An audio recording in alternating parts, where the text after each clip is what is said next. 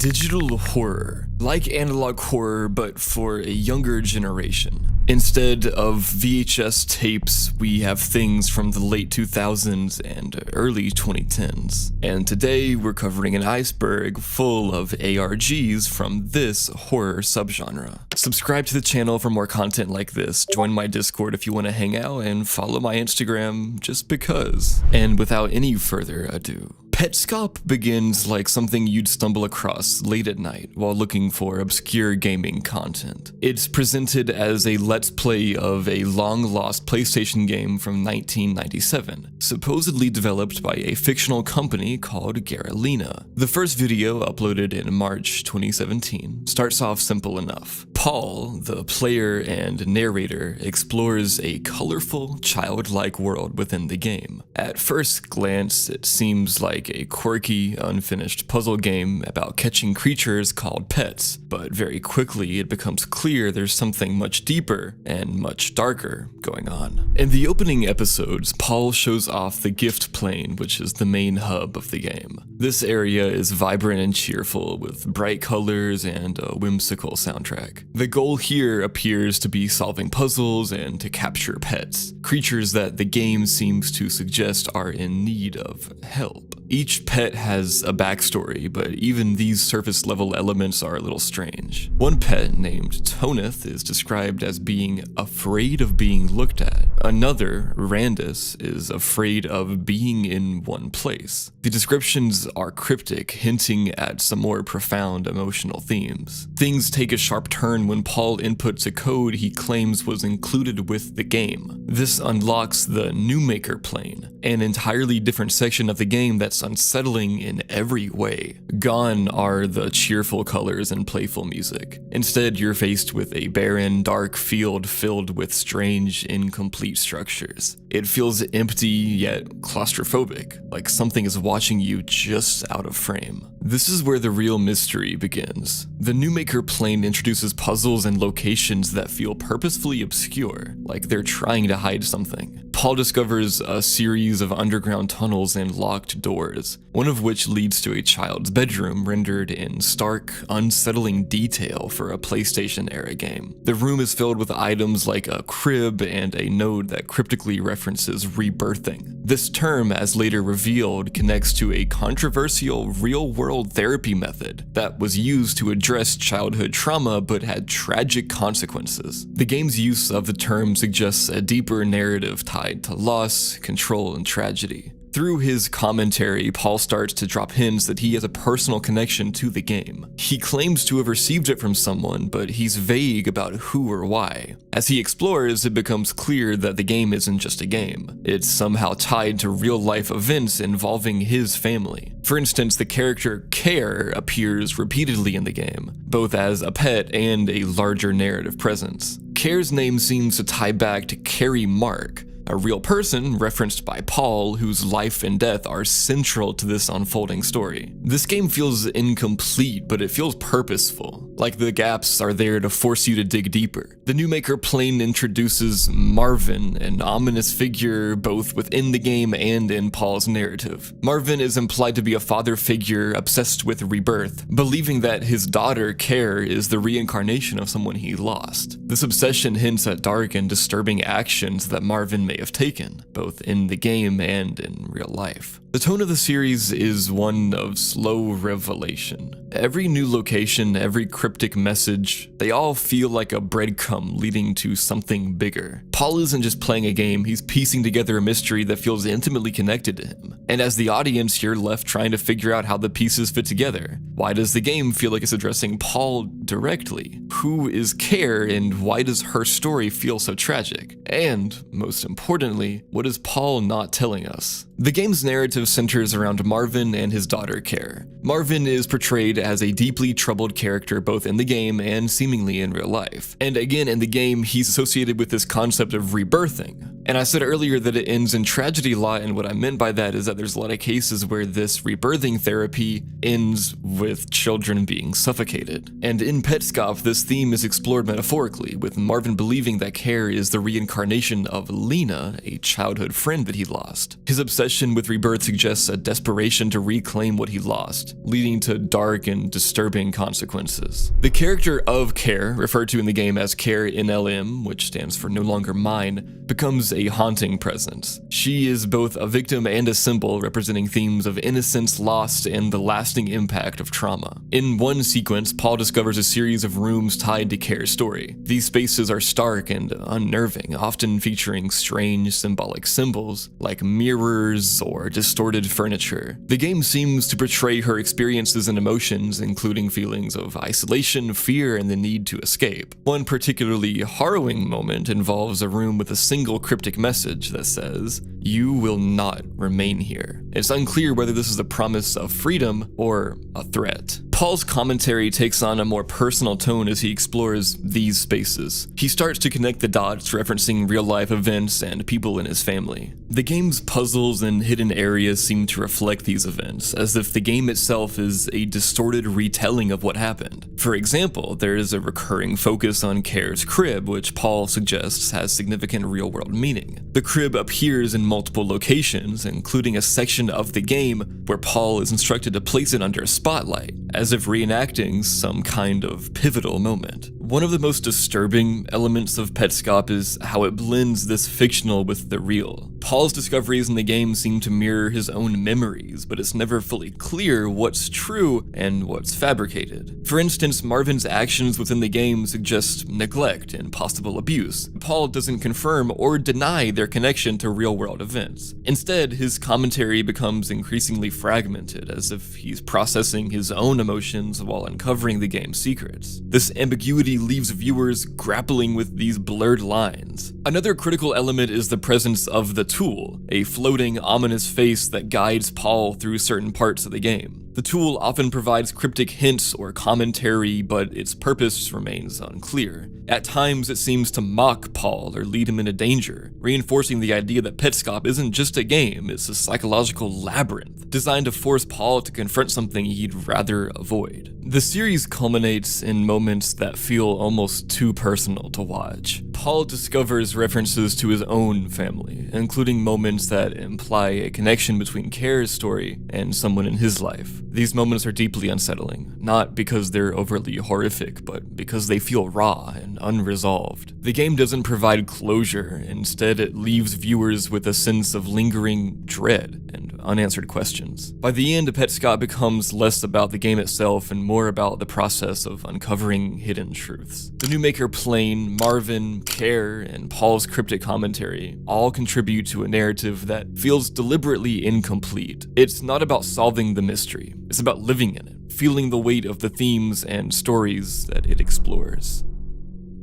Catastrophe Crow, or Crow 64, is another masterpiece of digital horror and ARG storytelling. This one starts off as a YouTube video titled "What Happened to Crow 64," which is presented like one of those gaming documentaries about an obscure, forgotten title. It tells the story of a supposedly unreleased Nintendo 64 game created by a German developer named Manfred Lorenz, who worked under his studio Opus Interactive. What starts as a simple "what went wrong" story quickly spirals into a haunting mystery. So, the backstory. Manfred Lorenz was this perfectionist game designer who wanted to create something groundbreaking, like the next Super Mario 64. He poured millions into Catastrophe Crow, promising a revolutionary 3D platformer. The game was meant to feature a bird-like character, Mr. Crow, exploring a whimsical world. But things didn't go as planned. Manfred's obsession with the game grew unhealthy. He blew through his entire fortune, laid off his team, and eventually locked himself away to work on the game alone. The worst part was that Manfred and his family mysteriously disappeared before the game could even see the light of day. Like, what? Now here's where it gets creepy. The supposed gameplay footage in the What Happened to Crow 64 video shows Mr. Crow running through these bright, colorful levels that feel just a little off, like the kind of uncanny off that makes your skin crawl. Then the game takes a turn into darker, surreal territory. Empty environments, cryptic symbols, and hidden messages start popping up. There's even a made-up crow language that fans had to decode to get to the bottom of things. The game also drops subtle hints about Manfred's family, particularly his daughter, Thea, who might have inspired parts of the game. The deeper you go, the more it feels like this isn't just a game, it's Manfred trying to deal with something terrible. And here's the genius of Catastrophe Crow. It's not just one video. The ARG sprawls across multiple YouTube channels, hidden codes, and even fake documents. The community around it is just as wild as the game itself, with fans piecing together the story through clues scattered everywhere. It's like an interactive puzzle box, and every new discovery makes the whole thing even more unsettling. The attention to detail is insane, like they made this entire fake game look and feel like an actual N64 title from the late 90s. It's so real that you almost start to believe the story could have actually happened. Five Nights at Freddy's Analog Horror is like a subgenre that takes the already creepy FNAF universe and cranks up the unsettling factor to 11. If you're familiar with the games, you know that they're built around haunted animatronics and a bunch of lore that you probably need a PhD to fully untangle. But Analog Horror creators have taken those core ideas and made them even darker, often focusing on the raw, psychological terror of being trapped in that horrifying world. The Five Nights at Freddy's universe is already packed with unsettling lore, but Squimpus McGrimpus's VHS series elevates it into something that feels almost too real. First released in 2019, the series reimagines the FNAF narrative through the lens of analog horror, using grainy VHS tapes to deliver a story that feels both familiar and entirely new. These tapes, presented as training videos, maintenance checks, and public service announcements, tap into the eerie nostalgia of outdated media while exploring the darker corners of Fazbear Entertainment. The series opens with the Fazbear Entertainment video manual, a seemingly innocent corporate training video. At first, it feels like the kind of instructional tape that you'd expect from a family-friendly company, but cracks quickly begin to show. The cheerful narrator falters, glitches interrupt the footage, and brief flashes of disturbing imagery begin to seep through. It's subtle at first, like a creeping sense of wrongness. By the end of the video, it's clear this isn't just a manual, it's a warning wrapped in corporate PR. Then we get to Bonnie joint movement testing. This video presents itself as a routine animatronic maintenance log. A technician adjusts Bonnie's parts, testing his range of motion, but as the video progresses, Bonnie's movements become erratic, almost violent. The audio distorts, and at one point, a faint voice can be heard beneath the static. It's as if something, or someone, is trying to break through. This tape perfectly captures the essence of the FNAF universe. The animatronics aren't machines, they're haunted, and their bodies betray the human emotions that are trapped inside. Facial recognition testing takes the series a step further into the sinister. It showcases the animatronics' advanced facial recognition capabilities, designed to identify and interact with guests. But the system malfunctions, labeling certain individuals as criminal. What starts as a technical glitch spirals into horror as the animatronics begin to react violently to these false identifications. The Pirate Cove pre-show shifts focus to Foxy, one of the franchise's most iconic characters. On the surface, it's a promotional tape meant to entertain guests, featuring Foxy in his element as a swashbuckling pirate. But underlying glitches and subtle audio distortions reveal a deeper layer. Foxy's line suggests he's aware of the horrors that have taken place at Fazbear Entertainment, kind of making it feel like a confessional. By the time that we get to the non-existent video, the series has fully embraced its analog horror roots. This cryptic tape defies explanation, with distorted visuals and audio creating an atmosphere of unease. It's the kind of video that leaves you questioning its purpose. Is it a corrupted file, a hidden message, or something else entirely? This ambiguity is what makes it so effective. It doesn't hand you the answers, it makes you sit in the discomfort. One of the most powerful tapes is Night Security Training Video. At first glance, it's a standard tutorial for new security guards at Freddy Fazbear's Pizza. The narrator walks the viewer through the mechanics of monitoring cameras, locking doors, and keeping an eye on the animatronics at night. But there's an underlying tension as the tape begins to break down. The narrator starts to slip, as if they know more than they're letting on. "You'll be fine," they repeat, almost too insistently. The footage glitches, and brief, horrifying images of the animatronics in shadowy poses flash on the screen. Company PSA takes a different approach, framing itself as a public service announcement addressing rumors about the restaurant's safety. The cheerful tone feels hollow, especially as the tape subtly acknowledges the disappearances tied to the establishment. The narrator emphasizes the importance of staying calm and trusting Fazbear Entertainment, but the visuals tell a different story. Between upbeat segments, there are flashes of the animatronics with empty, glowing eyes, and faint whispers in the background hint at the company's complicity in covering up the truth.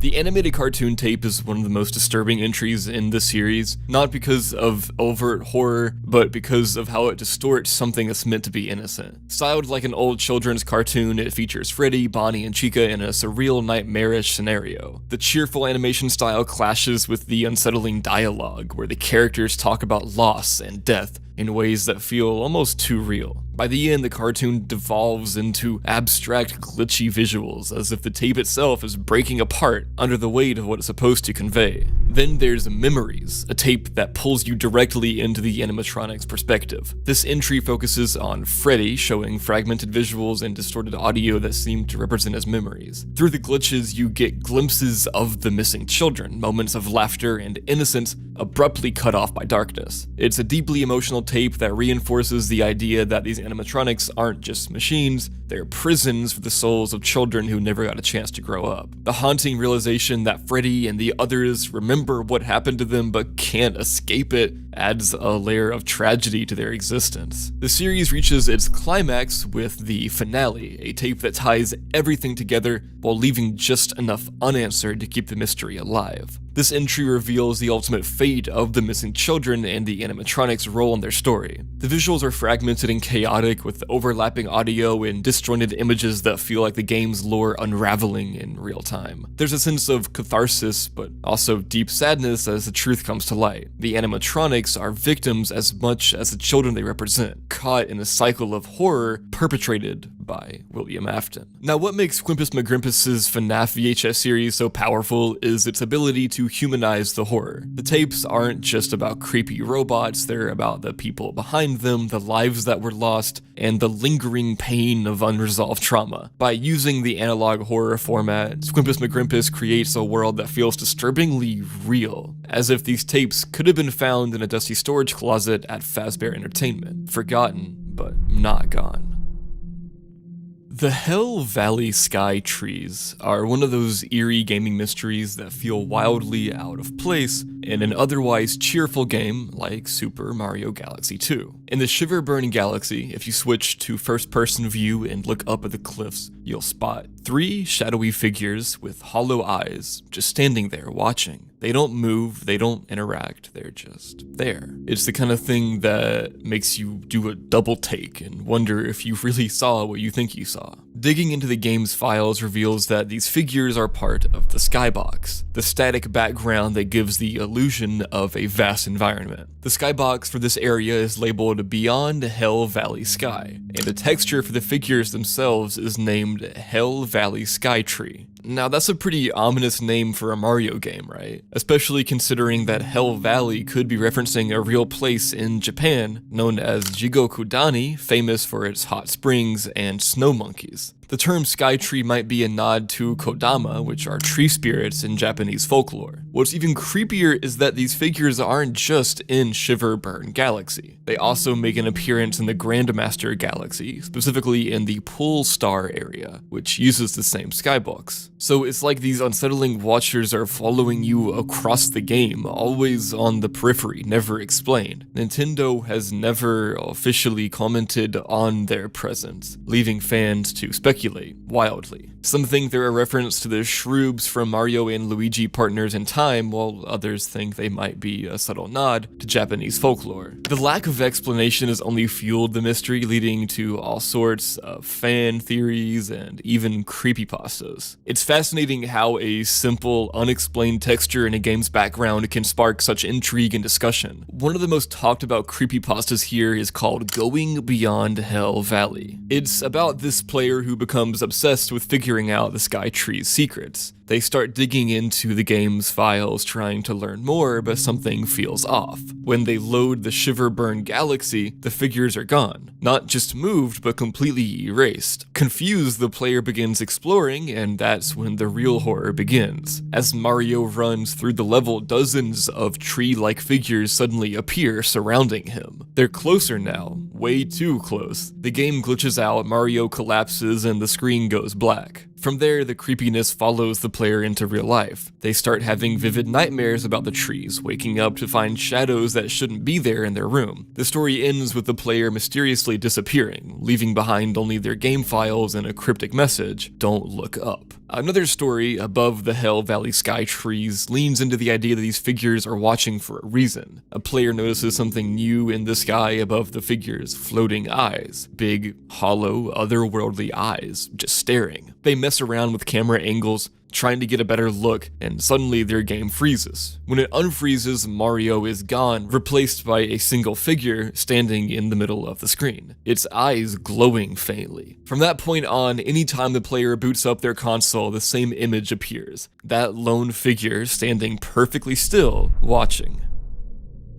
The Old Minecraft Re-Uploads channel is one of those strange corners of YouTube that feels like a mix of nostalgia and something unsettling that you can't quite put your finger on. The channel popped up in March 2021, claiming to upload lost footage from Minecraft's early alpha and beta days. It's all framed as casual, innocent gameplay from 2010 and 2011, but there's a weird undertone that makes these videos feel anything but normal. The first upload, titled Minecraft Base Tour, is the one that set the tone for the channel. The video description says it's dated September 20th, 2010, and it feels like the kind of content you'd expect from an early Minecraft player. The footage starts off simple enough, showing the player walking through a wide, grassy field before entering their base. It's basic, just a small, early game structure, but that's the charm of Minecraft back then, right? The player mentions in the description how, at the time, beds don't exist in the game, so they used wool as a stand-in. This really does pull you back into that early 2010s vibe, back when Minecraft was all about exploration and improvisation. But then things start to feel off. Toward the end of the video, the player leaves their base and heads towards a tunnel that leads to their cave system. It's dark and unlit, just like caves were back in the pre-torch spam days. The camera lingers on the entrance for a while as if the player is hesitating, and then the screen abruptly cuts to black.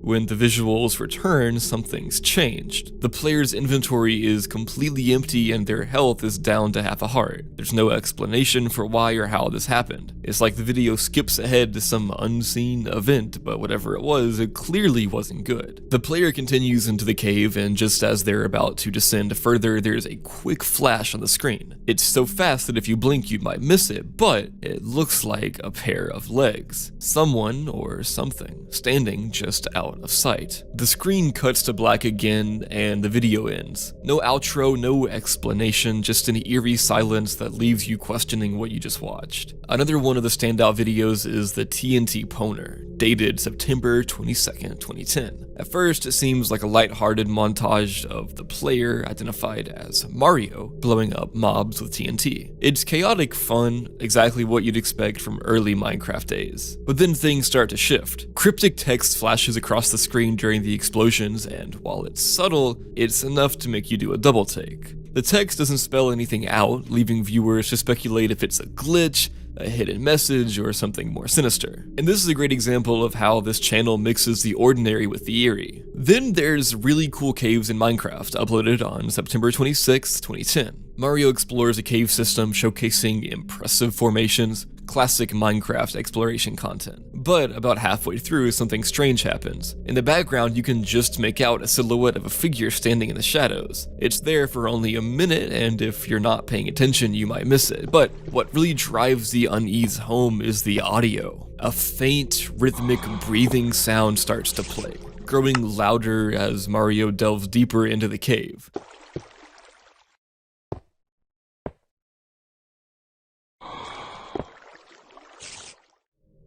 Fans later pointed out that the sound matches an unreleased audio file buried in Minecraft's early code, which added an unsettling layer to what could have been, or should have been, a normal gameplay video. Another video, Minecraft Castle Construction, shifts the perspective to Mario's friend named Anthony. Anthony showing off a castle he's been building when he notices a cave nearby. His curiosity gets the better of him and he decides to explore. What starts as a simple side adventure turns into something much darker. In the cave, Anthony encounters what seems to be the same shadowy figure from Mario's cave video. At one point, Anthony is pushed into a deep hole by an unseen force. While he manages to climb out and seal the cave, his closing words about never returning leave viewers with a sense of dread. The connection between Mario and Anthony becomes even clearer in the video titled For Anthony, uploaded on November 5th. After Anthony's terrifying experience, Mario revisits the cave at his friend's request. This video is a direct sequel, with Mario carefully navigating the dark, maze-like tunnels. There are moments where mobs spawn in unsettling numbers and deep holes seem to appear out of nowhere. The tension builds as Mario places a torch in the darkest part of the cave, only for it to be extinguished by an unseen force. The screen cuts to black, leaving viewers on edge and desperate for answers.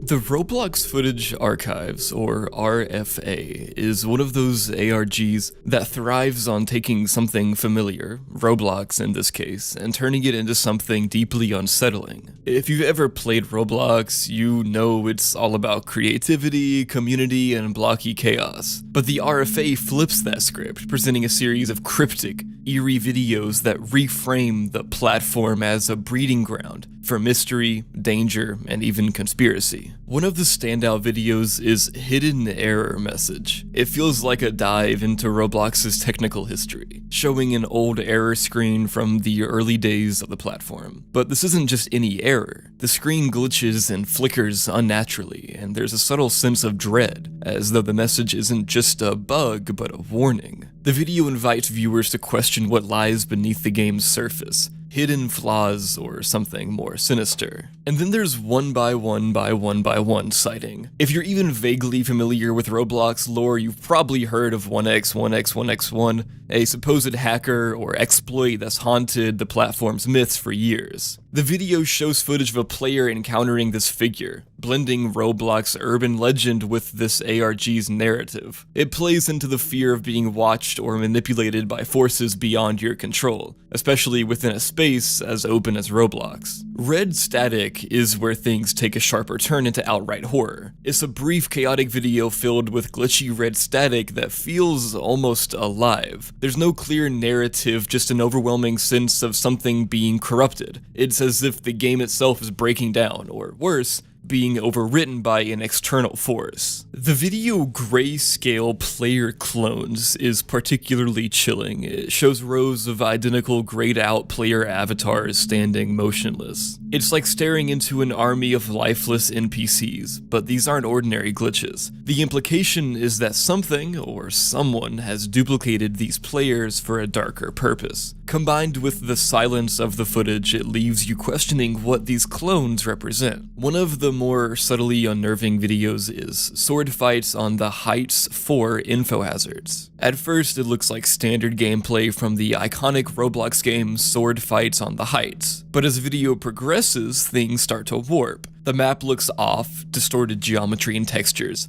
and cryptic symbols flash on the screen, referred to as info hazards. These symbols feel like they're meant to unsettle or even infect the viewer, playing with the idea that some knowledge is harmful by just existing. The video Blocks Watch Eyes evidence builds on Roblox's famous myths, this time tackling the Blocks Watch, a shadowy surveillance group supposedly monitoring players. The footage claims to reveal their eyes, glowing orbs hidden throughout the game, It's presented like hard evidence in a conspiracy theory, making it feel like Roblox has been hiding secrets in plain sight. Then there's Crossroads' Secret Room, which hits a nostalgic note for longtime Roblox players while unsettling them at the same time. Crossroads is one of Roblox's most iconic maps, a staple of the platform, but in this video, the player finds a hidden room that shouldn't exist, complete with strange markings and unsettling sound effects. It's the kind of thing that makes you want to boot up the map and search for it yourself, if you dare. The Dynablox beta build leaked video is kinda like a forbidden artifact.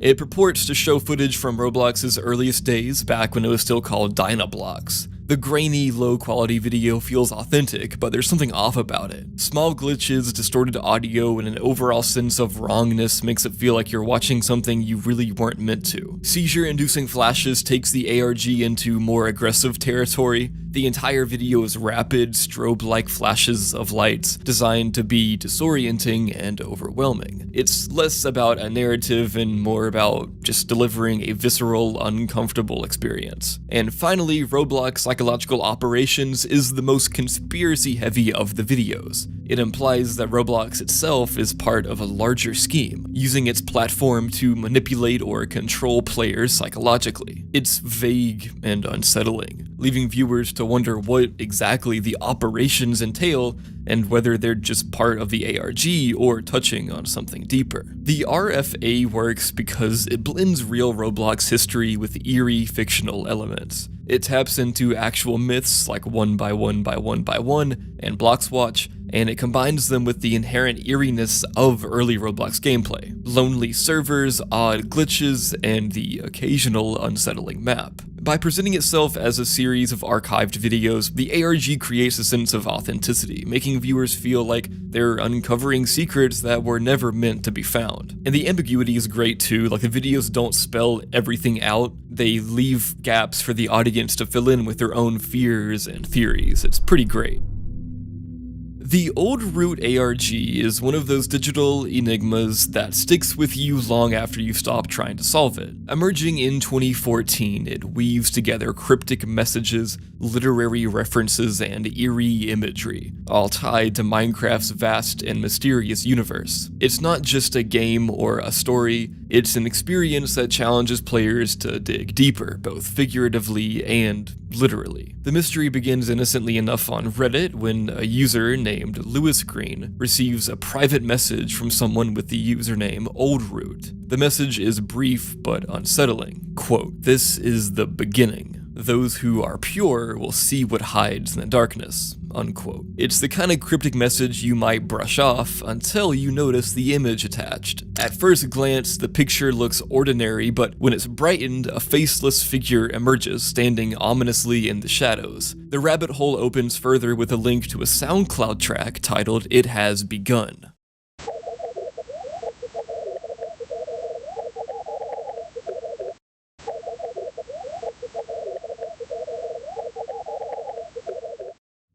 SoundCloud isn't the kind of place you'd expect to find answers, but with OldRoot, nothing is straightforward. Fans analyzed the audio track using a spectrogram, a tool that visualizes sound waves, and uncovered hidden messages embedded in the music. Among the discoveries were a link to an Imgur image and the phrase "Silent Raven," a clue that would echo throughout the entire ARG. The Silent Raven reference led many participants to Edgar Allan Poe's iconic poem, The Raven, hinting at themes of grief, loss, and inevitability. It was the first of many connections between OldRoot and the dark, haunting atmosphere of Poe's work. From there, the clue started to snowball. Encoded messages appeared in images written in Morse code that spelled out OldRoot, as well as ciphers that, when decrypted, revealed phrases like "We are waiting." The meticulous detail was captivating, drawing participants deeper into this narrative. One of the ARG's most fascinating elements was its connection to Minecraft servers. OldRoot submitted whitelist applications to specific servers, but these weren't your standard applications. Instead, they were poems filled with cryptic symbolism, begging to be dissected. One of them here reads this: Hidden deep in the roots of an old tree, a mystery awaits with patterns of 3. He watches from behind, quiet and mute,